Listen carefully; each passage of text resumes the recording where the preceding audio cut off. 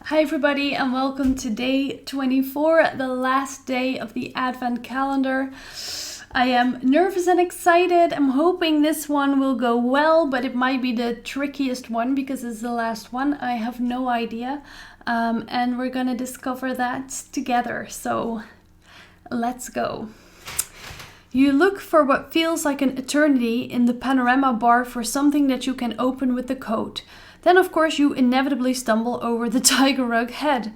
Luckily enough, the rug shifts and underneath you find a secret hatch. You quickly climb through and land in a dark corridor. The journey is longer than you thought. Hopefully, you can finally get outside now, or at least be provided with a rich breakfast buffet. You think about what you would like to eat now, and while your mouth is watering, you find yourself in front of a door that can be opened. Hang on. This all looks familiar to you. The wallpaper door slams behind you and is almost invisible in the wall. You're back in the fireplace room. Are you kidding me? You blurt out involuntarily. Did you miss something when you were here the first time? You turn everything upside down again, but you cannot discover anything significant. You just want to go outside now. Out of sheer desperation, you finally grab the poker and start poking around in the fireplace.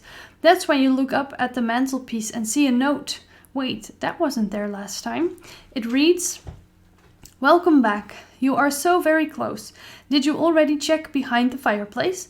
In a pinch, you should maybe make the space bigger first and enlarge the passageway. Read the conclusion as soon as you have found the exit." Enlarge the passageway behind the fireplace. So I take away the fireplace, maybe?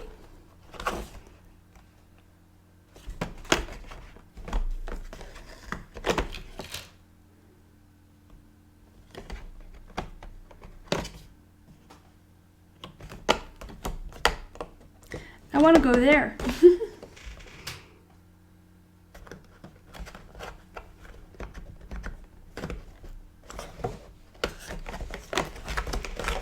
Oh gosh, I can take it out. Okay, hold on. I'm taking out the inside here. Oh man. Okay. I'm hoping this is well in frame. I'm moving it a little bit. Okay, well, I took that out. Oh my gosh. Look at that. It's all Christmassy and cute. Wow. Exit. It tells me the exit. Congratulations, you did it. Merry Christmas. You will find your presents behind all of these rooms. Behind all of these rooms, yeah. So it tells me to go up. So, yeah, read the conclusion as soon as you found the exit. So I think I can then read this, the epilogue.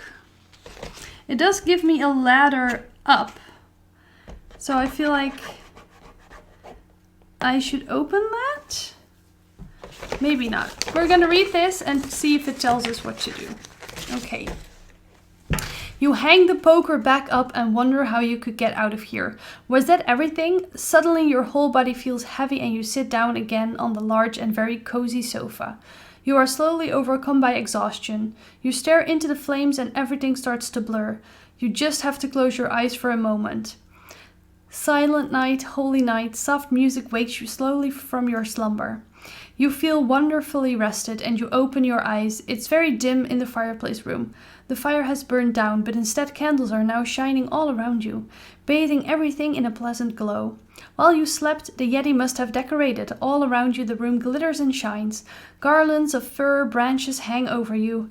There is even that garland that you made yourself. There, on the other side of the room, stands an overcrowded Christmas tree with candlelight reflected in the colorful Christmas balls. The room smells of fresh fir, cinnamon, and vanilla.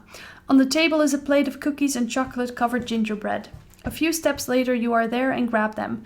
The Christmas flavors explode in your mouth like a firework and your stomach rumbles with joy. There is also a pot of tea on a small teapot warmer, and the hot fruity liquid soothes your throat. You pour yourself a second cup of tea and with it make yourself comfortable on the sofa. As you turn around, you see a giant banner hanging above the sofa for the first time. Congratulations, you did it! Merry Christmas! You will find the present behind all of these rooms.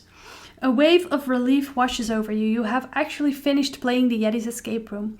That must mean you can soon go home. And there is still a present. Childish joy washes over you. But after these arduous stresses and strains in the mountains, you have more than earned a present. As you sip on your tea, you think about where you might find it. But that is easier than some of the other riddles that you had to solve. Behind all these rooms, you quickly come up with an idea of where you need to look. You have barely held your present in your hands before you are overcome with a sort of melancholy. Is that it? Won't the Yeti even show himself? You shake your head once again. Surely no one will ever believe what you have experienced here. You would definitely be taken straight to the mental institution, but you have to tell someone about it. That reminds you, you still have Reynold's address in your mind from packing the presents. Perhaps in the next few days you could visit him and he might believe you. But first you must get out of this damn mountain. A cool breeze flows around your neck and the candles flicker in the room. You shudder for a moment and look around to check it isn't the Yeti blowing his icy breath on your neck. But nobody is here. You grab a log to reignite the fire. You bend down to the fireplace and just as you are about to drop the wood, you notice something strange on the back of the fireplace. Is that? Right there is an iron step protruding out of the sooty wall, and next to it someone has attached a plaque. Exit. This leads to outside. You have finally found the exit. You quickly throw the pieces of wood back on the stack, freedom at your fingertips. Somehow it still feels wrong to just leave. But if the Yeti had wanted to see you, he would surely have stayed in the fireplace room. You remember the observation chamber, turn back into the room and shout, "Bye! Thank you for the present." You wait for a few seconds, but there is no answer. So you climb into the fireplace and pull yourself up the steps. Your arms start to tremble a bit as you push against the hatch. Finally, one without a combination lock. You carefully open it and climb outside into the snow between two rocks. It's already getting dark again. With a dull slam, the hatch closes beneath you, and there is nothing in the rock to suggest that there was ever a trapdoor there. In a small gap in the rock, you can glimpse the flue of the fireplace, but if you didn't know what you were looking for, you wouldn't be able to see it. Something neon-colored catches your eye at the end of the short gorge. There is all your ski equipment. What luck that the Yeti thought of that too. You quickly get dressed and hope that you can find your way into the village, despite the falling dusk. As you step into the open snowy landscape, your gaze finds an illuminated church in the distance across the valley. Everything is definitely ready for the Christmas celebration there. Do the people down there know that the Yeti is so close to them? Maybe they do know, but take care to keep his secret. You may ask a few inconspicuous questions to see if you can find out, but right now you want to get to the village. You strap your skis onto your boots, take a few deep breaths of the cool, clean air, and then finally race into real and welcome freedom. Whew, so that's it. So I guess we're gonna go and look into this one. I think maybe there's just one door without a solution, so it always keeps you guessing, because at the very end with day 24 some people could just be like, oh, it's definitely this one, but it's not. But I do want to open it just to see what's inside, because I'm curious. Oh gosh. Hey, occupied. I know you would look in here. Get out. This is not the 24th. Keep looking. Did you think I would make it that easy for you? Yeah, so it's definitely to trick you a little bit. And there's just a Yeti on the toilet. All right. Obviously I had to look. I couldn't live it myself without opening that door. I mean, come on. We solved it. We did it. Okay, we did it. Amazing. Wow, that was so fun. I definitely want to try more of them because I think they're so cool.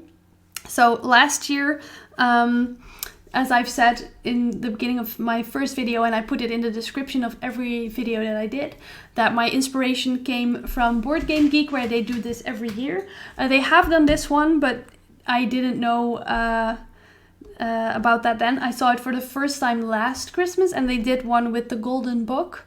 So I haven't watched all the episodes, but I watched almost all of them.